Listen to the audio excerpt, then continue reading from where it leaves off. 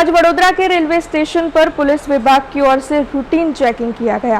दरअसल बीते कुछ दिनों में रेलवे ट्रैक पर कई चीजें रखकर ट्रेन को पलटाने की कोशिश की गई है। ऐसी वारदातें आए दिन सामने आ रही है और आने वाले वक्त में त्योहार भी आ रहे हैं। ऐसे में कोई भी अघटित घटना ना घटे, उसका खास ख्याल रखा जा रहा है।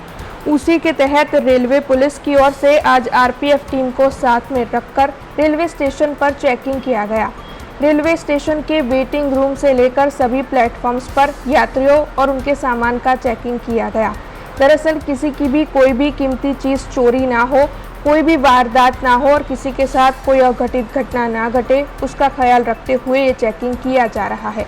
तब इस बारे में ज़्यादा जानकारी रेलवे पीआई एचडी व्यास की ओर से दी गई है। સૌપ્રથમ તો વડોદરા પોલીસ અધિક્ષક પશ્ચિમ રેલવે સરોજ કુમારી સાહેબની સૂચના અને માર્ગદર્શન હેઠળ તથા નાયબ પોલીસ અધિક્ષક વડોદરા વિભાગ વડોદરા જીએસ બારિયા સાહેબની સૂચના અને માર્ગદર્શન હેઠળ વડોદરા રેલવે પોલીસ સ્ટેશન ખાતે ની ટીમને સાથે લઈ અને વડોદરાના રેલવે સ્ટેશન ખાતે તમામ પ્લેટફોર્મ પર સઘન પેટ્રોલિંગ યોજવામાં આવી રહ્યું છે।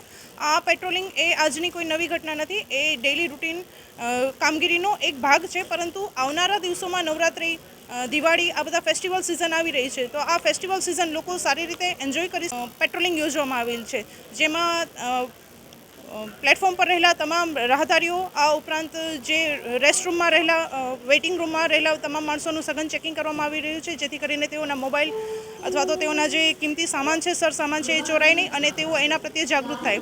આ ઉપરાંત ટિકિટ વગરના જે માણસો મળી આવે અથવા તો અજાણ્યા કોઈ એવા ગેરપ્રવૃત્તિ કરવાની વૃત્તિ ધરાવતા ઇસમો મળી આવે, આ ઇસમોને પકડી અને કાર્યવાહી કરી શકાય અને જે ગુનો બની રહ્યો છે તેને રોકી શકાય તે હેતુથી સઘન પેટ્રોલિંગ કરવામાં આવી રહ્યું છે, સઘન ચેકિંગ કરવામાં આવી રહ્યું છે।